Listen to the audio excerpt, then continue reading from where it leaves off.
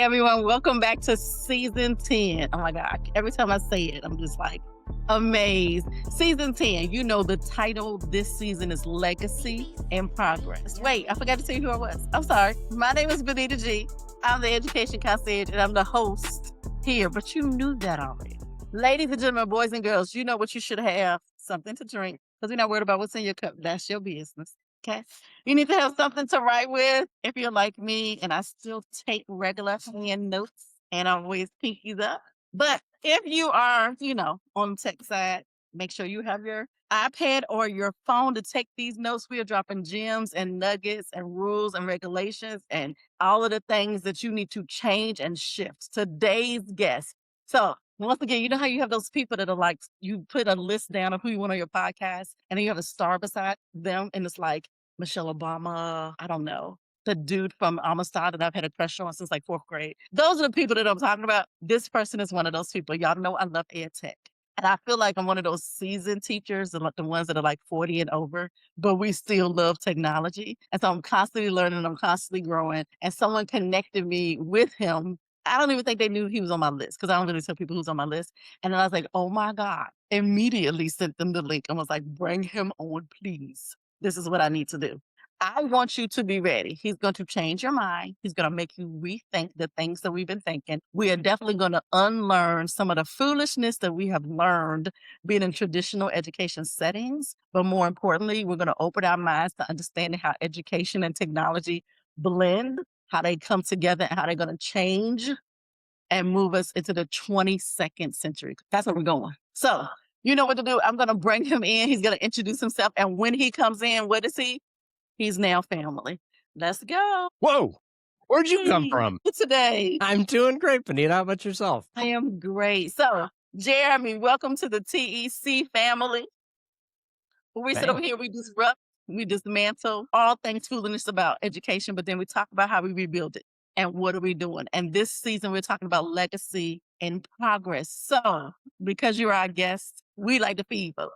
So, in our family, you come in, you leave your shoes at the front door because we are from rural Virginia and that red dirt clay goes all over the house. You're going to walk down the hall. You're going to go to our guest bathroom because you got to wash your hands before you eat. And you can't wash your hands in the kitchen sink because you're not cooking. Wash your hands in our bathroom. My mom gave me these decorative towels. They are not for you to dry your hands on. They're paper towels in the bathroom for that. Come on back. And the first question we always ask our guests is this. Would you like a regular plate or do you need a section plate? There's just a lot of rules at your house already. I feel like I've got my pencil and my notes. I'm writing down all these rules because I don't want to mess them up. I like a regular plate. I don't like a section plate because, I feel very confident that I can keep my food separated, but sometimes I want to mix them up together. And if those sections are there, I can't do it. And I love that because we are a Southern Black household, and yet there are some rules. And I talked about it until you said, I was like, that's a lot of rules. We have guest rules, but they're very soft. Ours are people are do you want us to take your shoes off? And I say, absolutely. But if you really don't want to, that's fine too. Whatever. I'll clean up later. I just want people to be comfortable. No, you came from outside. You know what the problem with this is the thing. I suppose we probably should talk about actual education here in a second. But do you know what my counter is always? And I don't know about your kids or yourself, but we're a no shoes household in general. But also we're a very barefoot household. So me, my wife, my kids, we're always outside barefoot. So what's the difference? Oh yeah. So I can say, growing up, I was the only child like that. And so my mom was going to have some slippers. My dad's probably going to throw on his flip-flops. My sister, my brother, they're all going to throw on their slides. And my mom would constantly be like, Benita. And I was a ballet dancer. So I was a ballerina outside, no shoes on. I danced with no shoes on. And then I would put on my slippers. And so I was the only child like that. But coming back into the house, my mom would be like, you need to go take a shower. She was like, that's why she kept fussing at me. She's like, because now you're bringing your bare feet from outside inside the house. And I was like, you know what you need? My first real job in high school and college was I worked in the entertainment department at SeaWorld. And if you went in the back areas, where the animals were, behind, backstage at the Sea Lion and Otter show or backstage at the Shamu show, there were always these like little trays, these shallow trays of water in some kind of solution, and then like a mat of some kind. So when you walk in the back area, first you tap your shoes into that water, and then you can continue on. It kills everything. Maybe I just need that for feet. Just a quick little foot bath to sit there. There it What is. what are Set we it up. talking about? What Okay, because this is why I love this, because one thing that people forget is that we have to learn how to communicate and understand each other. And so I love this different point of view. Like we go outside barefoot too, and then we come back in the house. And guess what? We're still alive, and everyone's happy, and it is okay, and it is. And so the last part of you coming in, we are going to give you a nice tall glass of sweet iced tea. Now, we don't do unsweetened iced tea because that's a blasphemy, but if you want water, there it is. If you want something else, you just let us know, because sometimes we have people who have, they different tastes, and, this is Southern sweet tea. So it is, you're probably going to need to water it down anyway. It's going to be needed. You need to water it down. I'm really a tea, black coffee, or a cocktail. Like those are my three liquids. It is. So in the morning, you'll have the black coffee because that's how my dad drinks it. And later on, the drinks will flow around the fish fry. So you're good. So you are here. So can you please tell us who you are and what you do to be a legacy in progress right now? Sure. I don't know what the hell I do, but I'll tell you a little bit of who I am. My name is Jeremy. Hi, nice to meet you. I live in northeastern Ohio and have my whole life. I was in public education for 16 years. For the last 9 years, I've been working in the STEM and education space, more on the consulting side and speaking and blah, blah, blah, all that side, primarily for an organization called TIES, the Teaching Institute for Excellence in STEM, and the International STEM Ecosystems Initiative, which is operated by TIES. But I also do work for the Congressional App Challenge and the Mark Cuban Foundation and National STEM Festival, Granny Mahara STEAM Foundation, blah, blah, blah. And so, wherever the work is interesting and impactful, that's always my first filter.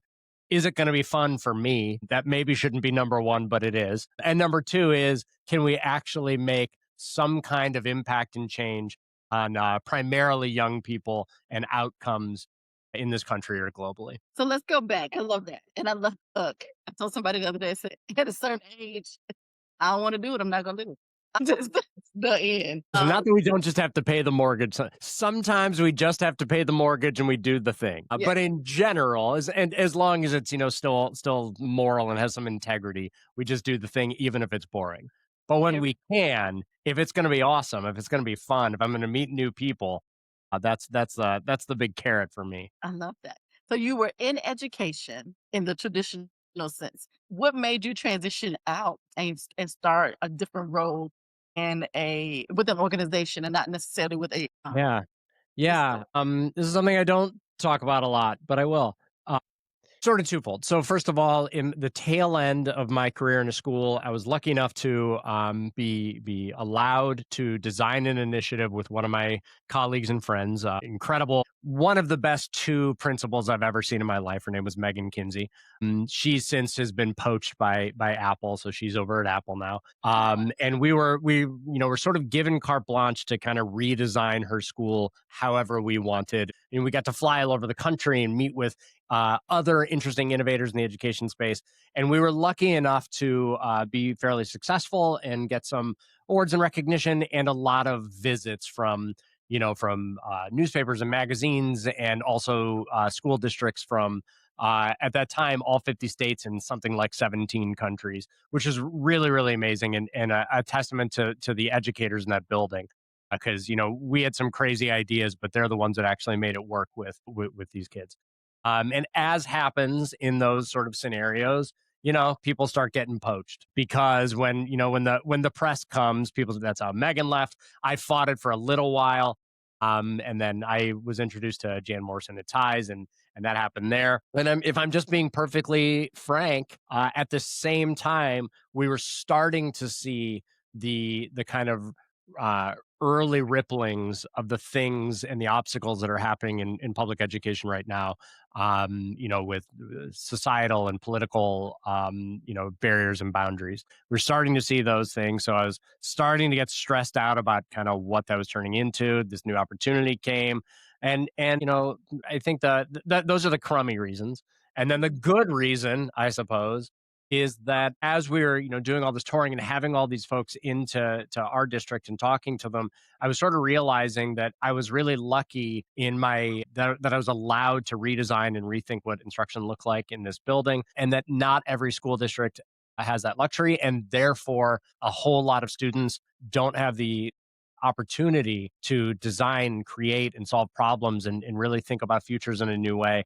And I thought that I might be able to make a kind of a broader impact, not a deeper impact, but a broader impact by moving into this space. And so I did.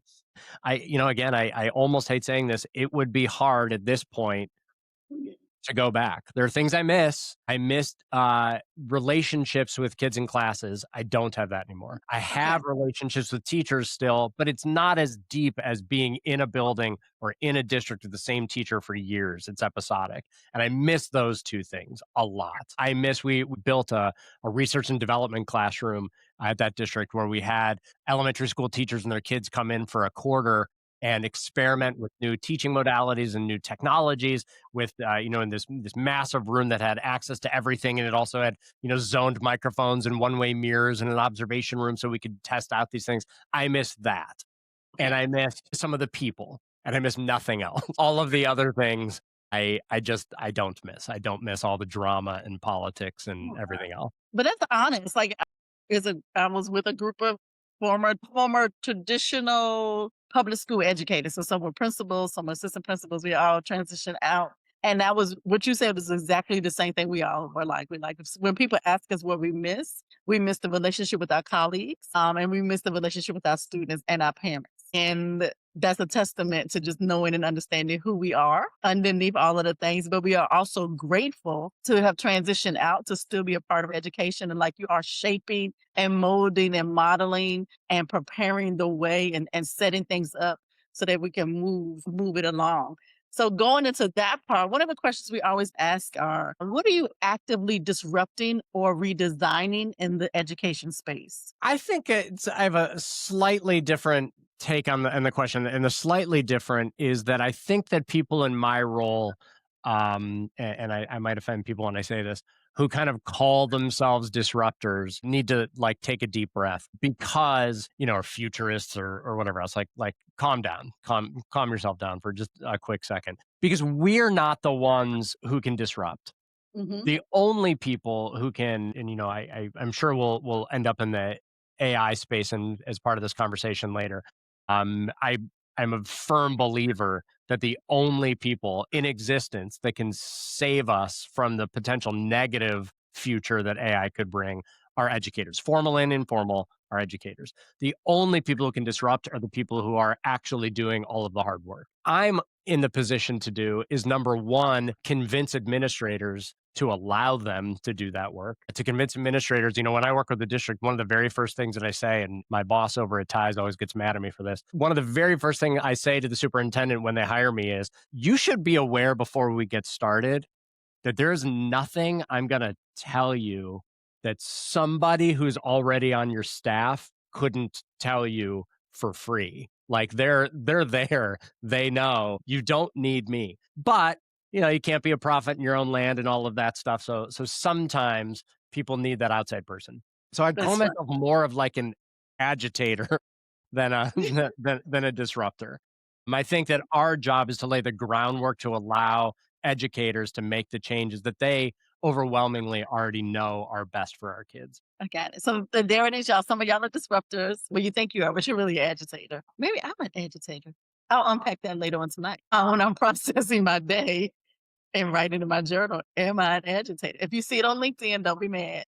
Oh, no. Just tag me so I can repost it. That's all. 100%. I'll be like, so in my conversation with Jeremy, he said, and I quote, because that is interesting that you said that. I am with your boss. Yes, don't tell people that they can get it for free somewhere else. Just But get you it for free. I want everything to be free. But this goes back to something that we were talking about, like behind the curtain. We talk first, and then Benita boots me out and pretends like I just joined, but it's all a lie. We hung out for like 10 minutes first. And one of the things that we were talking about in that sort of pre-time was this idea, I was talking to my kids at the time, but with adults too, that we have to stop saying that we're preparing students for the future and start saying, in my opinion, that we're trying to prepare students to change the future. Well, it's the same thing with teachers. Any educational professional development that's compliant should be, eliminated if it legally can be. If it can't be legally eliminated, like bloodborne pathogen training, which is so silly. Like my wife's a middle school teacher. Like she's gonna what?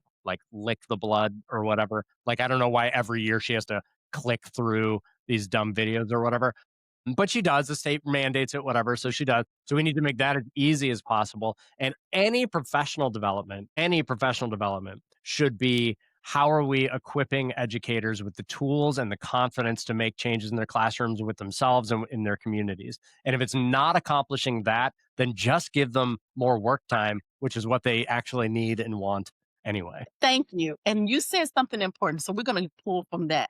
It is courage. Yeah. It is courage. I remember I was coaching or mentoring a group of teachers who were identified as teacher leaders. So, they don't want to be principals, but who runs the school. Like if you want something done as the principal, these are the teachers you pull in so they can get buy-in from the other teachers. For sure. And I was teaching and I was telling them, and the young lady, she was like, my principal, I'm scared to tell him no. And she's like, how did you do that? And I was like, this, no. She started laughing. She was like, Benita. And I said, but this is what I learned early. I had a great principal. I'm like, I've had all great principals except for two. And one of my great principals in DC, he said to me, you can come to me with pushback, but I need some numbers and I need you to have a plan. Yeah, which is totally fair. There it is. And then she's like, for real? And I said, so every time I would come and say, look, they can do that in them Georgetown schools, but we over here, over here in this part of DC, understanding who our students are, and understanding where we are and trying to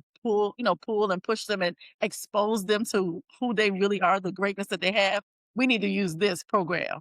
And I've already called the people and they're going to let us do it for free for the first 9 weeks and da-da-da-da-da. And I was like, and then that's where the teacher leader part comes in. Absolutely. The courage. And I'm glad you said that. And I think that the other part that's really important to remember with that is I think we in education, well, I would argue probably all fields, but I only know education. We sort of conflate the idea of bravery and lack of fear. And that's ludicrous. We're always being told to not be afraid. Don't be afraid. Don't be afraid of this. Don't be afraid. But do you think that Rudy wasn't afraid when he walked out onto that football field? Do you think that Michael Jordan wasn't afraid when he had to play basketball against aliens? Do you think Jessie Spano wasn't afraid when she was addicted to caffeine pills? Of course they were afraid. Of course they were afraid. This isn't about not being afraid. It's about being brave. And being brave means doing the hard thing, even when we are afraid, because it's what's best for the world. It's what's best for our students. And that's, that's, I think, kind of that thesis there is stop saying don't be afraid. It's scary. Again, AI is, I think, the perfect example. I can't tell you how often I work with the school district and teachers about AI. And at some point they're like, isn't this stuff terrifying? And I'm like, yes, it's terrifying. It already has gone really poorly. It already has gone bad. And it could only get worse. I mean, there's a lot of potential for a lot of negativity. And they're always like, we've had all these other people in and they're always like, don't be afraid of AI. It's not that bad. I'm like, that's ridiculous. We have to honor the fears so that we can push through them and get the resources and the supports we need to do the right thing. I always say that I don't want people to be scared. I don't want you to put your head in the sand as if it doesn't exist. So in order for us to understand it, you have to use it. And you have to understand, like you said, everything has two sides, a negative and a positive. And so we have to understand where we are and then how do we combat that? Like we argue all the time about phone bans in school. And I go, and they're like, Benita, and I'm like, and then my best friend, she's like, what do you think? And I was like, I don't like it. And she said, for real? And I was like, I don't. And the reason I don't like it is because first of all, I was in middle school for 20 years. And we are looking at releasing students to high school and those students being released into adulthood. And when I walk into my meeting, everybody in my office walks in with their phone, their laptop, normally something to write with. And we have to learn to manage and navigate with our phone and our laptop. And sometimes you'll see people on their phone because we can pull it up quicker. Now we have decided as a culture in our company to come in with no laptops. And our phones are actually kind of flipped over, or like you have it for emergencies because we're still running a business for a staff meeting. Just because it's 2 hours, the world doesn't stop because of staff meeting. But how do we teach that if their phones are locked up? And so that is what my pushback is. And that's a whole other conversation. That It goes back to what you said earlier about, you had a boss who said, you can complain as long as you have a solution. It's the same thing. It's the same thing. We can't just say, oh, kids these days are always on their phone. I mean, we can, but instead, maybe kids these days are always on their phone. Here's how I think we can provide the skills and also the level of understanding that we also look at our damn phones 40 times a day and then we judge them for doing the same thing. Like, again, take a breath, everyone. Like, stop, casting aspersions or whatever. I had my students this summer laughing. I did a summer program, and I had gone into our office, and then I had walked over to the program. And we're working, we're going, and I looked up and I was like, "Where's my phone?" And so like we're looking, and I checked my pockets, and then I said, before I left the office, it's on our secretary's desk, like the executive it's on the first desk, the executive assistant's desk, because I stopped and I went to go grab a water, and then I was running back out. And sure enough, my colleague saw my phone, put it in her bag, and she brought it on over. And one of the girls, she said, "How could you live without your phone?" I was like, "Girl, I'm old enough to remember when we didn't have them. Like, it's not it's like I'm okay. I'm okay. I'm not trying to navigate the streets of Memphis and find a place to eat. I'm not trying to go to a new place. I was walking, knew where I was going. I had my laptop. So if somebody was trying to email me, I could get it. And so it was one of those things I was trying to, she was just shocked. She was like, "I can't believe," and it was like an hour. Like we were working. And she's like, "I can't believe, you're not worried about your phone." And I was like, nobody stole it. I'm not worried about that. I said, "Yeah, it'll show up." And so sure enough, they were like, "Girl, we got your phone." And the kids started laughing, and they were just mesmerized. They were like, you didn't have your phone for an hour." And I was like, "True." And so I'm glad you said that. Well, we need to just take a breath and navigate. How do we help them navigate? Because that's what's important. I love that. Okay. Y'all, sorry, but it still deals with education, so be quiet. And don't fast forward through this. I know y'all. We're going to talk about this next part, which is the part I'm excited about because it talks about obstacles and ownership. And this is the part where we talked about AI. So I want you to name one challenge you faced and how you pushed through it with creativity, care, or courage. So you mentioned AI and you mentioned obstacles. This is a thing that I've been thinking about a lot lately that I'm really excited. There's a lot to be scared about with these technologies. To the level that a thing that I talk about a lot is that I'm outside of Cleveland, Ohio. The Cleveland Clinic in Ohio has the first quantum computer not on a government or IBM campus in like the Northern Hemisphere or something. It's one of the first, in the world outside of a government or IBM campus. And its role is to sort of revolutionize medicine. And they're doing some really, really incredible things.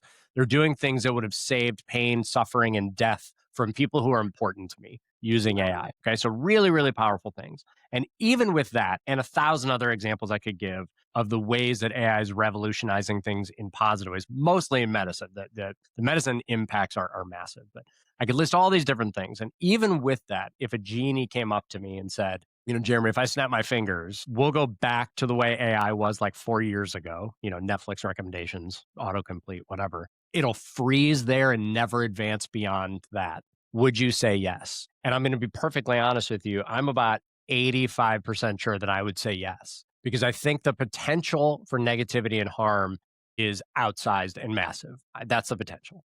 But there's no genie. There's no genie. The governments of the world, in my opinion, don't really have the ability to hold back, throttle, or regulate AI technologies. It's too distributed. The corporations who are building these models, with a couple of exceptions, don't really have the financial incentive or the shareholder incentive to throttle or control these innovations. The only people, in my opinion, who have the ability to, we're in a fork right now. We can't see that we're in a fork, but in 20 years, the world's going to be very different because of AI technologies, either very different bad or very different good. And we're in that fork right at this moment.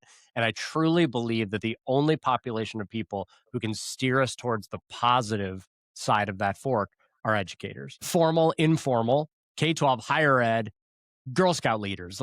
in all sort of scenarios, the adults who work with young people and can teach them how to use tools responsibly with morality and to solve problems. Which leads to the thing that is most exciting to me and to your question, which is, there's been this another thing I hate to say out loud because I have friends who work in this space who might be offended, but I'm going to say it anyway. I think that kind of the whole concept of hackathons and solvathons has been sort of a false promise for most of its existence. When we're talking about kids, there are hackathons, there are hackathons for cities where they have experienced programmers come in and that's a different scenario. Great. When we're talking about pulling a whole bunch of kids to solve problems, either those kids come in with the coding or digital fabrication or whatever, style of hackathon, solvathon it is, skills, and they don't really need it, a very small percentage, or they come in without those skills and they can't learn those skills in a day and then also apply those learned skills to solve a problem.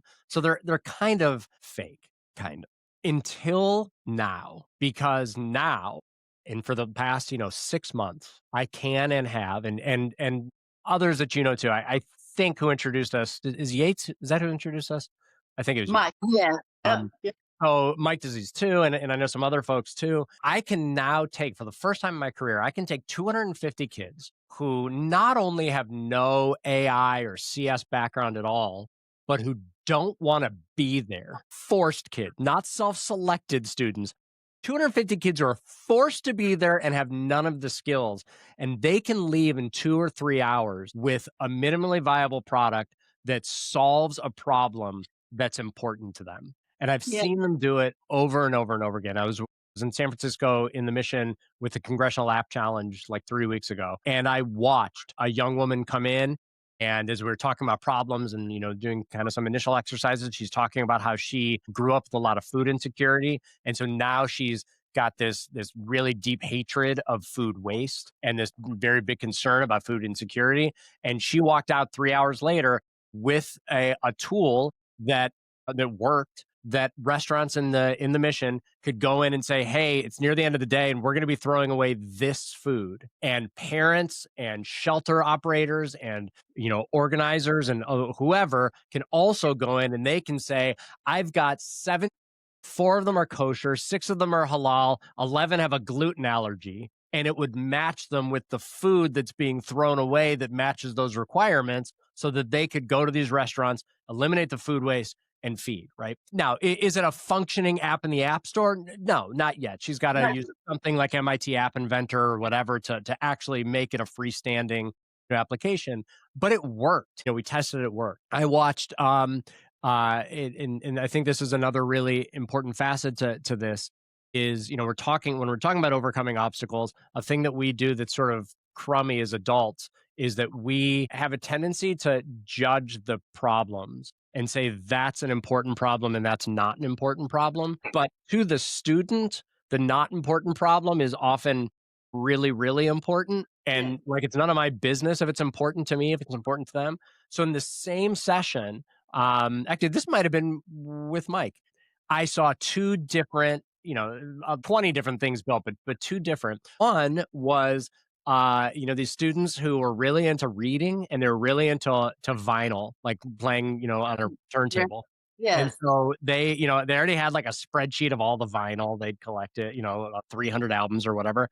And they wanted a tool where they could say, hey, I'm reading the first book in the Hunger Games series and I'm on chapter 7 and I feel like pop music. Give me an album that matches the tone and the mood of that chapter from my collection. And they built that tool. In a lot of people's eyes, it's a small problem, but it's important to them. I would love that. Yeah, it's cool. In the same session, there was a team led by a girl who had 2 working parents, and her brother broke his arm so bad, that the bone was sticking out. And she took him to the emergency room. They're both minors. She took him to the emergency room. At the emergency room, they learned that her parents had been dropped from their insurance. And as they're sitting there, they could hear the staff whispering about calling CPS, about calling Child Protective Services. So they fled. And the boy didn't get seen for like 3 days. He got a very bad infection. Everything turned out okay, but it was, scary for a minute. So she wanted to build a tool that allowed minors to find safe and confidential medical services in an emergency situation.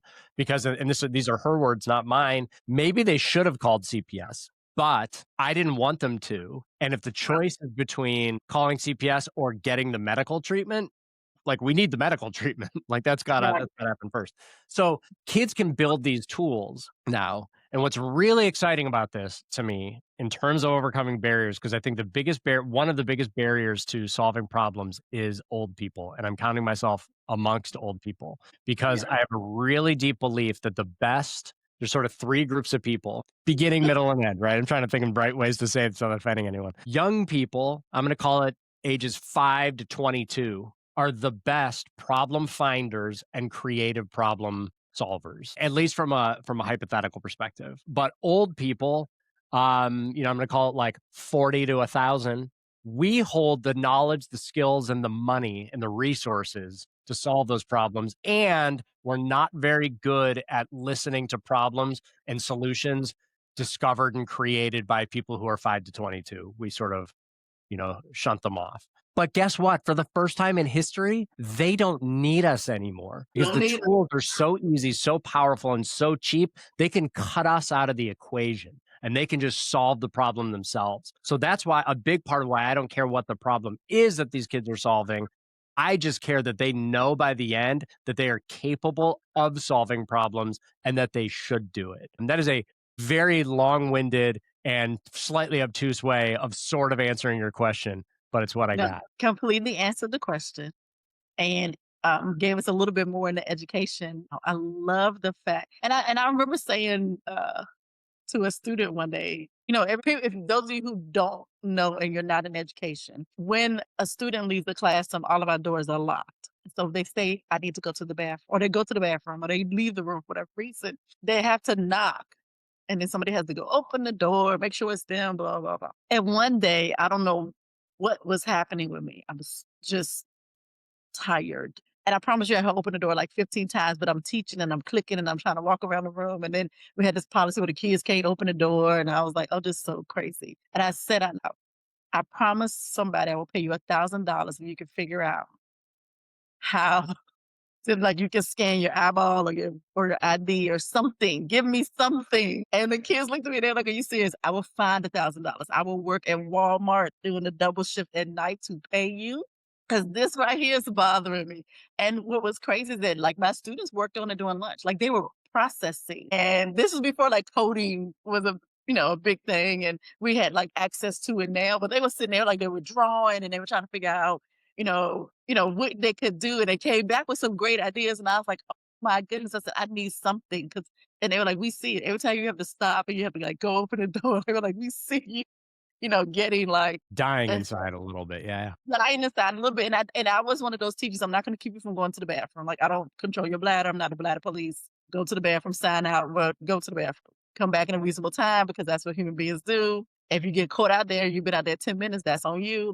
And I love that because you're right. One of the things that we're seeing is that, and we see with our own family members, I see with my nieces and nephews, we see the kids, the grandkids, they're solving things and creating. They have their own cash app. Like they don't need us. So they know how to fund it themselves. They figure it out. And so we need to really be listening to them and we need to be nurturing and guiding. And that's what I loved about what you were saying, where it was like, what do you want to solve? And then when they left, you said that part was so important. They realized that they were capable and they had been exposed to success. And that's most important. That's most important. And I don't know, y'all, I did get emotional. So I know some of y'all were like, why is she crying? I got emotional. I have no idea why. You were telling me that story about the young lady and the food insecurity. I've never dealt with food insecurity. And I have no idea why that made me emotional. But I was sitting here like, oh my gosh. And then you followed it up with the story about the broken arm. I was like, oh no. But these are real stories. Like these are real scenarios that our students and young people deal with. Yeah, if I ever do one of these down near you, you'll have to come and hang out because I'm always looking for adults because the role that adults can play really well, which again, I feel like, the educators who are listening to this and like we're already there. The structures don't allow us for this, right? But the role of adults becomes I always have folks there, some folks who have some technical expertise in the tool, because I'm also really big on not like doing a 45-minute seminar on the tool. We do the 90-second version and you get started. And as you need other features, then we teach those things so there's a need. But so there's that. But most of the adults, and I'm using that loosely because sometimes it's college kids or whatever, is to walk around to the tables and just help them sort of, narrow their thinking, or push deeper, or broaden their thinking, or think about problems, or it's those sort of pushes. It's inquiry based education, kind of. It's just about what are the nudges and the pushes that we can give these students to allow them to succeed at a higher level, and it's so much fun. It's so much fun. So if I'm ever doing one of these in Virginia, I'll have to let you know so you can try to drive out and help. I'm coming. I'm gonna fly out and be there. Sorry. So we start getting to the goody. I call it the goody part of the podcast. So here we go. Let me find my little thing. I used to call it controversial corner, and they would call it the truth table. And so you just come to the table and you speak your truth. You always have the option of saying, "Benita, I'm not answering that question," because guess what? We're humans, and you always have that option of saying no, and no is a complete sentence. Period or exclamation point. I So we learned that pull. from Mary Kate and Ashley Olsen. Oh my God. If those of you who don't know who that is, Google it later. Uh, Google them There's a later. great interview with them talking about how they learned at a young age that no is a complete sentence. And that's why, like, they're not in the spotlight now. They didn't want to be. And they were like, no, No, sorry. it was a complete sentence. And people need to learn that. Like I teach that to my nieces and nephews all the time. And how you say no is also important. It's not a no. No, see, that's a question mark. You can say no. It's not in my bandwidth, and you just keep it moving. And so one of the things he talked about was AI. And people, oh my God, the kids and they cheating, and they're not thinking, and and they are telling AI to write their paper for them. What's your take on it? Like, what Yep. should we do? What can we do? Don't tell everything because we still need to hire you to come speak at our schools. But what are some things that we should be looking for? And you can come as a parent, you can come as an Yeah. educator, however you want to come. Let's talk about it. Yeah. Yeah. Yeah. I think that I'm still in the process of defining that answer on the younger ages. I'll tell you that my gut that I don't say with confidence is that the use of the tools should be exceedingly minimal at like the elementary level. But what we should be talking about are the groundwork things about, about sources. I mean, that's a conversation we can have with 5-year-olds. Knowing where the information comes from, knowing that the tools exist, knowing the ways that you're already using AI as a 5-year-old. But, kind of deeper dive stuff, I lean towards the answer there is like, let them be 5-year-olds and play with blocks or whatever. As we get older, I think two things. I think one of the pushbacks is this is scary, blah, blah, blah. And I always cite, and I bet a lot of you do too, social media. That's what we did with social media. We said, oh, this doesn't belong in schools. It's social media. So we're not going to deal with it in schools. And what happened was we left a whole bunch of, humans with no functioning prefrontal cortex to develop their own rules of conduct. And we see, the rippling implications on social emotional wellness and on mental health that our failure as parents and teachers to address it caused. And I don't want that same thing happening with what I would argue is an even bigger inflection point. So, that I think is part of it. I think that when it comes to they're going to cheat, I think that a lot of us have been saying Dewey said it. So, like a long time, people have been saying this, that we have got to change what education looks like. And then we just don't. I think that this might be the technology that forces our hands because are kids cheating? Yeah, totally. And so would I have, to be very, very clear. And I also know that the economic divide is going to make things massively different. We're already seeing really interesting data in universities, especially universities where these tools are allowed, and the quality of output between the students who can afford the pay models of, ChatGPT or Gemini or whatever, and the students who just have to use the free ones is already massive and professors are noticing it and seeing it. But even beyond that, I already can stick an AirPod in my ear, cover it with my hair a little bit, and have it listen and sort of respond in my ear to everything it's saying. And so we're like moments away from devices that are so little that you can't see it at all. And now what? Like, are we going to look in everyone's ears? Like, if the goal is to prevent the technology, we can do that right now, but we Right. can't do that in 3 years. We just No. can't. So we have to rethink things. Is that scary? Yes. Do I think we should be asking really difficult questions? And don't shoot me before you fully hear me. But do we need to be asking, should we even be teaching writing? Yeah, I do think we should be asking that. I think the answer is yes, we should be teaching writing. But I also think that the end result motivations for teaching writing are probably changing. And therefore, how and why and when we teach writing probably also needs to change to match those things. Am I scared? I am. What I hope happens, and I think might, is the same thing that happened with calculators. And I know that that's reductive because it's a much simpler technology and it's a much more narrow focused technology. But if you read the op-eds from when calculators became affordable, it was like the brain is over. We are, nobody's going to know how to do any math and everything is ruined and the world is over. And what's actually happened is we've taught more and more advanced math at younger and younger ages. That's what's actually happened. When I was in high school in the 90s, I'm sorry, middle school in the 90s, in the early 90s, a small percentage of kids tested into taking Algebra 1 in eighth grade. Yes. Now, in a lot of school districts, Algebra 1 in eighth grade is the norm. Half the kids test into doing it in seventh grade, and some kids are doing Algebra 1 in sixth grade because we've been able to teach it younger and younger because of the tools, and they're understanding the concepts and also applying the concepts as opposed to just memorizing them like we did pre-calculator. And I think that's sort of the power. What do I think school ultimately turns into? I mean, I hope, I hope is number one. I think, there's always this conversation around what's the best model of school. And my response is usually all of them is the best model of school. And I know that that gets hard, especially in rural areas where you can't possibly have 7 schools. But maybe with AI tools, you can have 7 schools in your one school. What I think it does, hopefully, is turns school into sort of two concurrent goals. The first is more traditional, but maybe a little less intense and a little less pressure. It's core skills. We do need to understand the essentials and the basics of math. We do need to be able to write. Even if ChatGPT is writing for us, there's there are problem solving structures that develop in our brains when we write that make it still important, even if the future is AI just doing all the core writing, which I don't think it will be, but even if it is.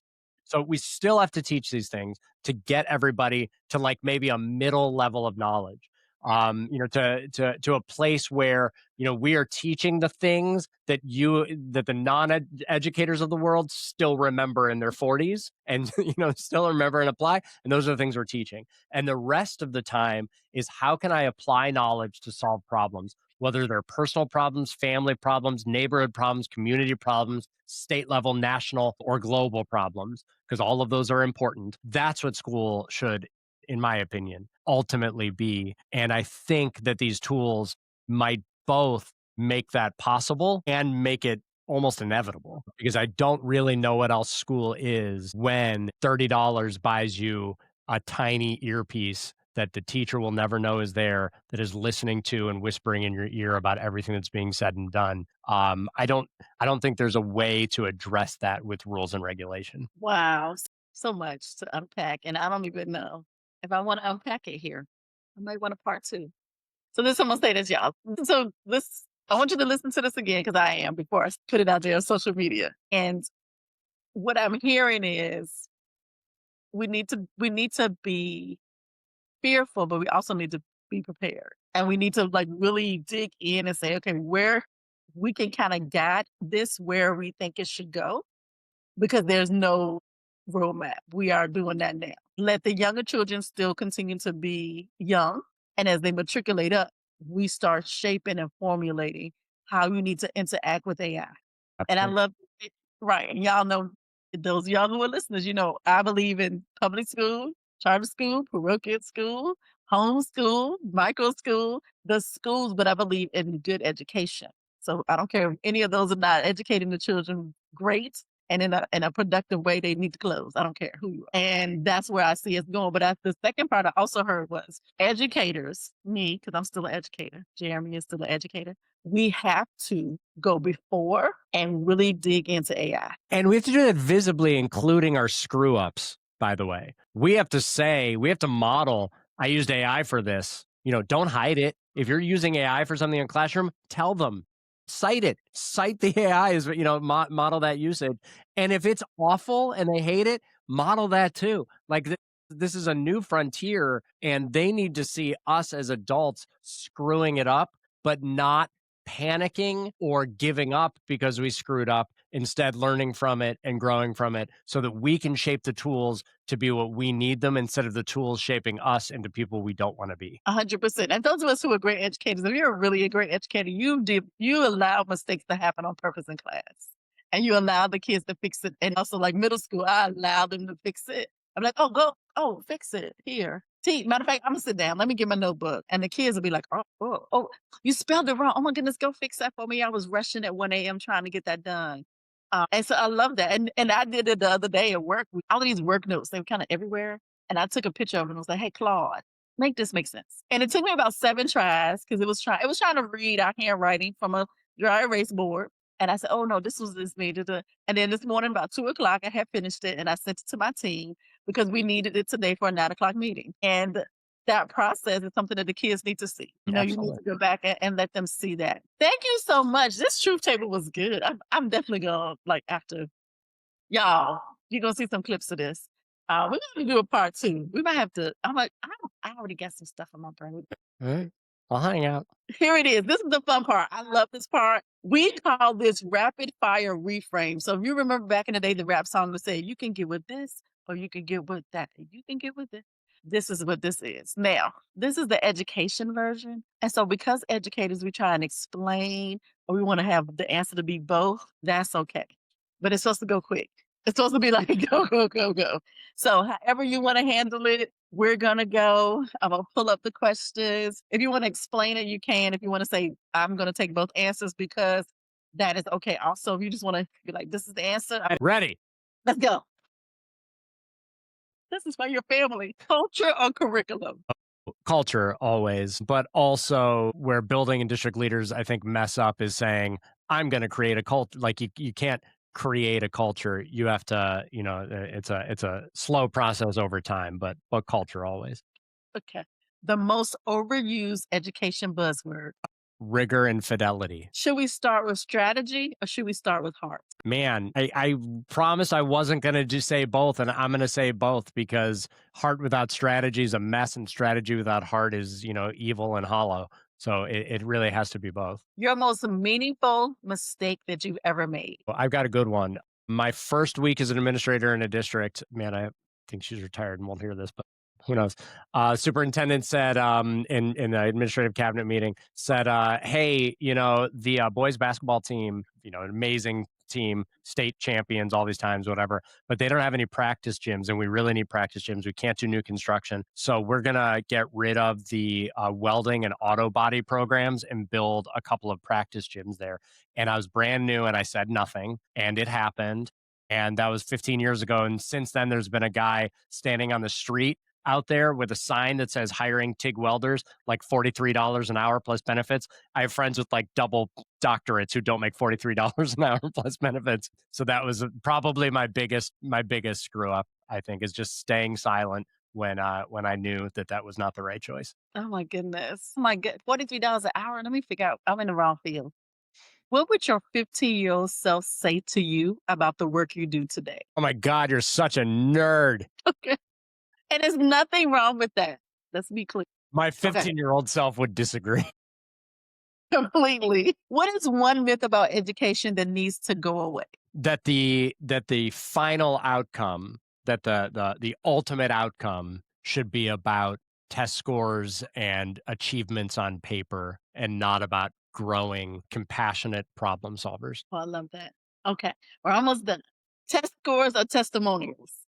I mean, neither, but I guess testimonials out of the two.